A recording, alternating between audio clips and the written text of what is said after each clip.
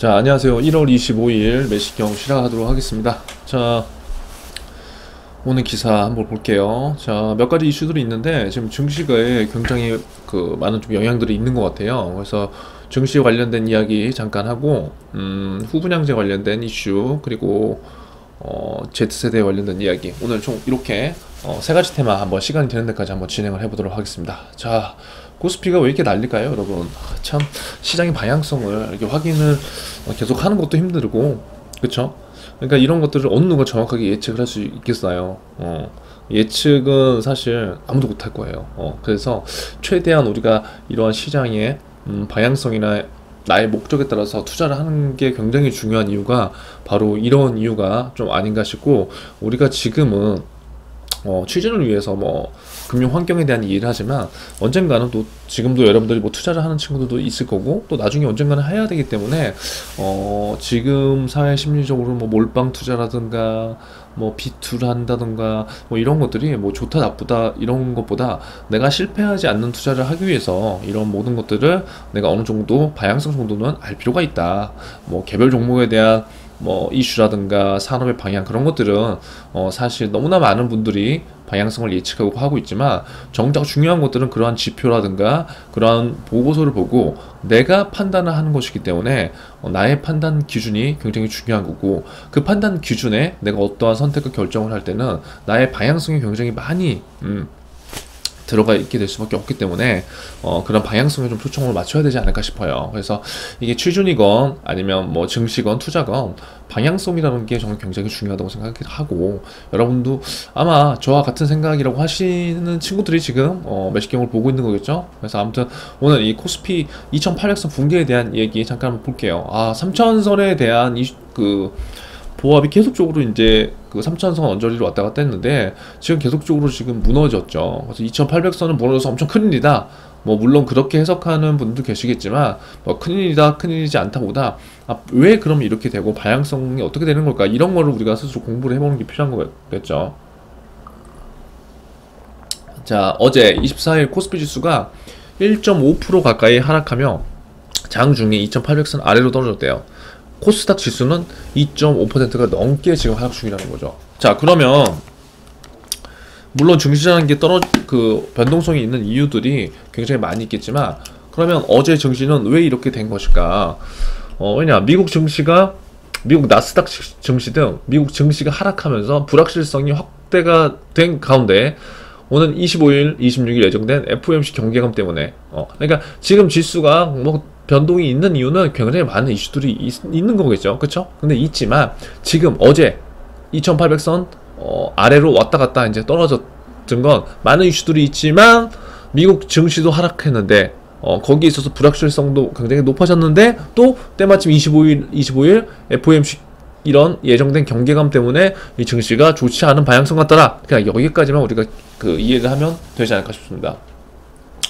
자, 그래서 어제 오전에는 2790까지 됐는데 2800선 아래로 떨어진 것은 1년 1개월, 그러니까 굉장히 오랜 기간 만에 지금 2800선 이하로 지금 약간 내려왔다는 거고, 이러한 흐름을 우리가 이해를 하면 그래도 좋지 않을까 싶습니다. 그래서 시가총액 상위 종목 대부분이 지금 다 하락을 하는 거겠죠. 하락을 하고 있고, 시가총액 상위 종목 중 아무튼 하락하는 것도 있고 올라가는 것도 있다. 그래서 지금 지난주 전세계 증시에서 영향력이 높은 나스닥이 7%가 넘게 하락했다. 그래서 예를 들어서 증시에 관심 있는 친구들도 있을 거고 없는 친구들도 있을 거잖아요. 그럼 너무 어렵게 공부하기보다 지금 우리나라 코스피가 3000 이하로 떨어졌구나. 요 3000선이 어느 정도 지금 지지선을 알고 있는데 여기 지금 떨어져서 한 2800대까지 밴드가 내려갔구나. 근데 이 이유가 다른 물론 많은 영향들이 있겠지만 나스닥의 영향이 크구나. 한 요 정도까지라도 우리가 이해를 하면 좀 더 쉽게 이 내용을 볼 수 있지 않을까 싶습니다. 그리고 매일매일 증시 흐름에 대해서 체크를 해보면 좋아요. 제가 매일매일은 못해드리지만 여러분이 이러한 방법으로 이러한 기사들을 읽는 연습을 해보면 좋을 것 같다. 자, 두 번째, 광주 아파트 붕괴본이 후분양지를 주목한다. 불법 파도국 감리 문제가 더 시급하다. 그러니까 이거는 어찌 보면 이게 뭐 금융의 영역이 될 수도 있고, 또 어찌 보면 이게 사회의 영역이 될 수도 있고, 정치의 영역이 될 수도 있는데, 근데 이러한 것은 우리가 지금 굉장히 큰 이슈이기 때문에 많은 측면에서 우리가 생각을 해볼 필요성은 좀 있는 것 같아요. 지금 얼마 전에도 제가 매식경에서 말씀드렸지만, 광주에서 굉장히 지금 좋지 않은 일들이 일어났죠. 아파트가 지금 시대가 지금 2022년인데 2022년도에 지어지고 있는 아파트가 붕괴가 됐어요. 붕괴가. 여러분 여기 보세요. 와, 얼마나 처참합니까? 만약에 여러분이 여기에 이 아파트에 살고 있다고 한번 생각을 해보세요. 어땠을까요, 여러분? 끔찍하죠, 정말 생각만 해도. 자, 보세요. 광주 서구 아파트 신축 현장 붕괴 사고가 발생하면서 후 분양제를 요구하는 목소리가 높아지고 있다. 그러니까 이게 무슨 말이냐면, 지금 이 아파트는 우리가 대부분 이제 아파트가 아니라 집을 매매하는 방법은 여러 가지가 있어요.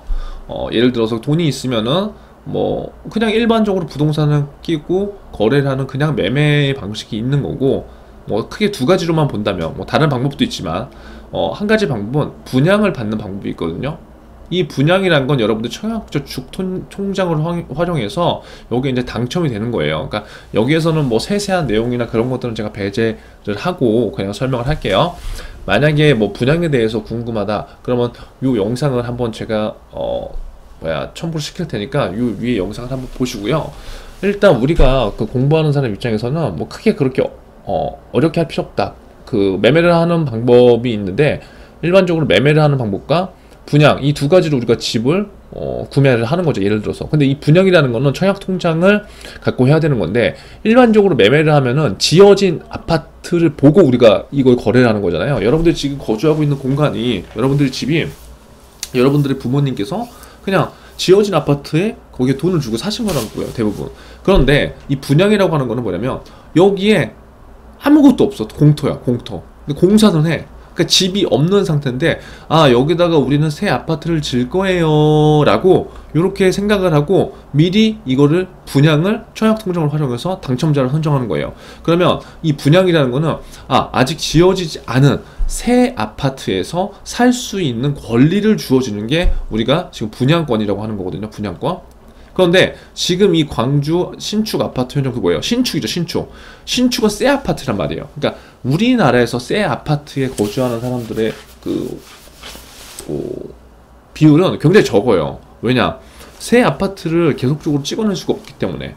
예. 그런데 지금 이 아파트는 새 아파트고 이거는 이제 분양 물건이다. 그래서 청약 통장을 활용해서 당첨자가 결정되고 아파트가 없는 상태에서 이게 이제 지어지는 거겠죠. 지어지는데 이렇게 막 지어져서 이제 올해쯤에 여기가 이제 아마 입주를 하려고 돼 있을 거예요. 그랬는데 갑자기 짓다가 이게 빠바바박 다 무너져 버린 거예요. 이해되셨죠? 이거를 갖다가 이 분양을 선분양이라고, 선분양. 아파트가 아무것도 없는 상태에서, 제가 최대한 쉽게 설명하는데 그래도 이해가 안 되면 남겨주세요.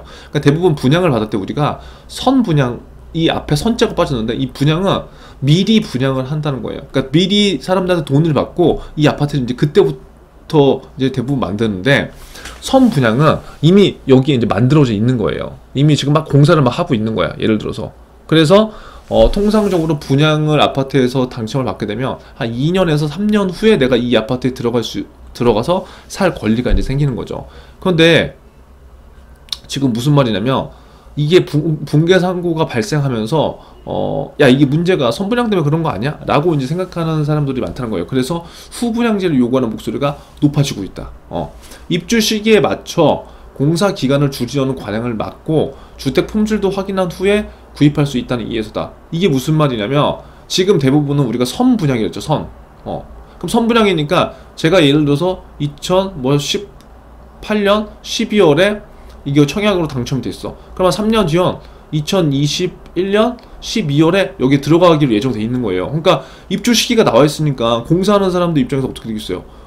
공사 기간을 딱 맞춰야 되겠고, 이 뒤로 가면 절대 안 되겠죠. 왜? 건설사에서도 피해를 굉장히 볼 거고 경제적으로도 굉장히 많은 리스크가 있을 거니까. 그렇기 때문에 계속 타이트하게 일정 관리를 하면서 이 공사 기간에 대한 시간을 쓸 수밖에 없고, 또 지금 현재는 주택에 대한 품질을 확인할 수가 없죠. 왜? 선분양이기 때문에 그냥 모델 하우스에서 그냥 이렇게 구성이 될 거야 라고 그냥 생각하고 그냥 끝이 나는 거예요. 그런데 우리가 전자제품을 살 때도 노트북 하나 살 때도 누가 매장에서 보고 사는 경우가 대부분이잖아요. 그런데 막 5억, 10억이 되는 집을 우리는 모델하우스를 보고서 사는 거야. 그러니까 이게 집을 한 번도 구매해보지 않은 분들은 이해가 안 되는 거죠. 이해가. 그쵸? 저도 처음에 이게 이해가 안 됐어요. 이게 말이 돼? 그런데 이렇게 하는 거예요. 이렇게. 그러니까 이게 되게 지금은 당연시하게 되는 거고, 다른 사람들도 이거에 대해서 뭐 별 반응이 없다. 근데 잘 생각해 보면은 이 큰 돈을 주고 우리가 아파트를 매매하고 내 거주 공간을 마련하는 건데, 주택의 품질을 보지도 않은 상태로 이거를 돈을 내고 내가 다 한다? 어떻게 보면 약간 문제가 저는 있다고 생각을 해요. 그래서 이러한 문제 때문에 이제 후 분양 다 지어 놓은 상태에서 어떻게 한다? 고객들이 이런 것들을 잘 제대로 보고 확인하고 이렇게 하자는 그러한 얘기들이 지금 많이 돌아간 거예요. 자, 전문가들은 후분양자 도입으로 품질을 일정 수준 확보할 수 있을 것이라면서도 부작용도 만만치 않을 만큼 신중해야 한다. 그러니까 이러한 것들은 품질이나 이런 것들은 굉장히 뭐 부작용이 줄 수 있겠는데 그래도 다른 측면으로 뭔가 리스크가 있다는 거죠. 이해되시죠?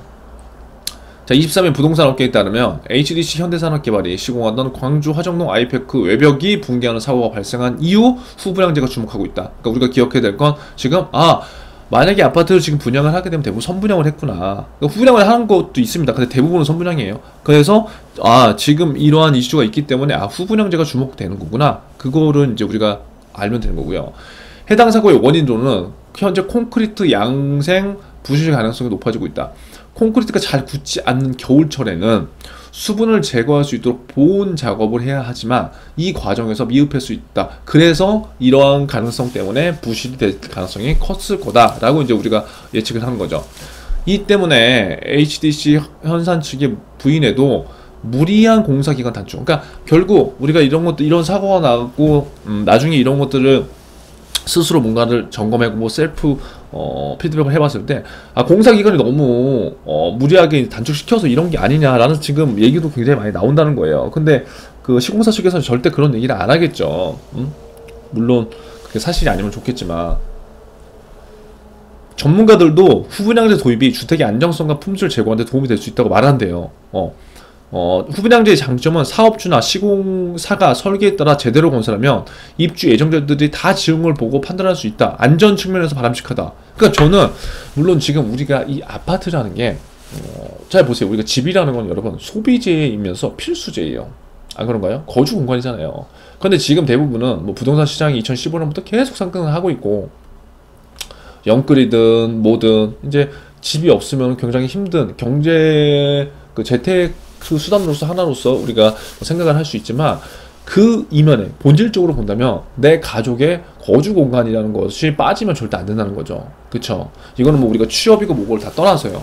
자, 그런데 돈을 뭐 부동산 투자를 해서 돈을 아무리 많이 벌면 뭐합니까? 만약 그 건물에 내가 사는데 이게 만약에 무너져 버리면 어떻게 되겠어요, 여러분? 말이 안 되는 거잖아요. 물론 그런 일이 있으면 절대 안 되겠지만요. 자, 그래서 이러한 후분양제에 대한 도입이 굉장히 많이 지금 이슈가 되고 있다. 여러분들 생각은 한번 어떤지 한번 곰곰이 한번 생각을 해보면 좋을 것 같아요. 이게 뭐 무조건 좋다 나쁘다 이제 그런 건 아니지만 지금 선분양을 하고 있는데 이러한 문제점들이 있고 이러한 문제점을 해결하기 위해서는 지금 이러한 후분양제 도입이 이슈가 좀 되고 있다. 거기까지만 우리가 이해를 하면 될 것 같고, 선분양제 하에서는 아파트가 제대로 지어졌는지 검증이 하나도 이루어지지 않는다며 아파트가 준공된 이후 제대로 지어졌는지 검증한 후 주택을 군립할 수 있도록 개선하기 필요하다. 이건 저는 무조건 공감합니다. 이렇게 해야죠. 돈이 무슨 뭐 작은 돈도 아니고 대부분 엄청나게 큰 돈이 들어가는 거기 때문에 이런 건 굉장히 저는 필요하다고 봐요. 자, 문재인 대통령 역시 후분양제를 공약으로 내세운 뒤 초창기 추진한 바 있대요.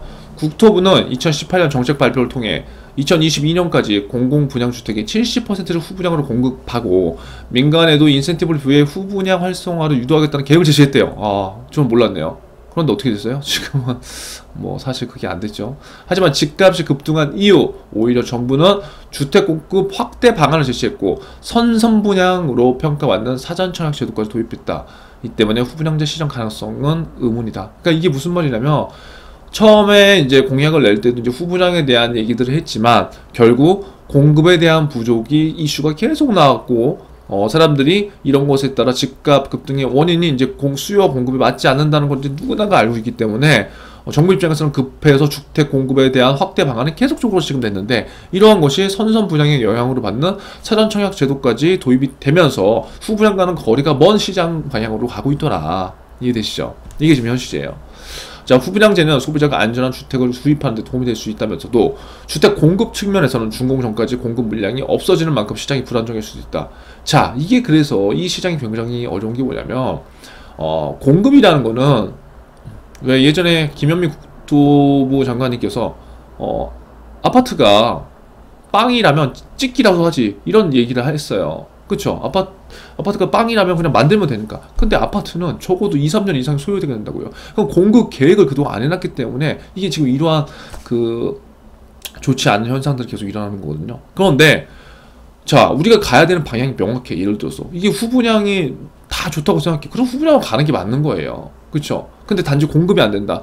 그러면 그 공급을 어떻게 풀어줄까? 물론 계속 꼬이면서 앞으로 지금 15년, 20년을 갈 것인가? 물론 잠시 지금까지 뭐 요렇게 혼조세를 보였지만 나중에 정상적으로 갈 것인가, 이것들은 먼저 정부에서 판단을 해야 되는 거겠죠. 그래서 뭐가 맞느냐 틀리냐보다 현재의 상황이 이러한 거고, 앞으로 더 중요한 게 무엇인지 우리가 스스로 생각해볼 힘이 좀 필요한 것 같고요. 여러분들도 지금 꼭 취업뿐만 아니라 여러분들이 결혼을 하고 뭐 인생을 살다 보면은 아파트에 거주를 하고 또 집에서 거주를 하는 공간인데, 자, 이 공간이 조금 더 안전하면 좋지 않을까라는 생각은 저는 해보거든요. 그래서 오늘 이 이슈를 한번 보시고요. 관련된 내용을 한번 찾아보시고 공부한 게 있으면 한번 댓글로 남겨주시면서 여러분들 생각을 한번 공유해보는 것도 좋을 것 같습니다. 아무튼 여러분 오늘도 화이팅 하시고요. 힘내십시오.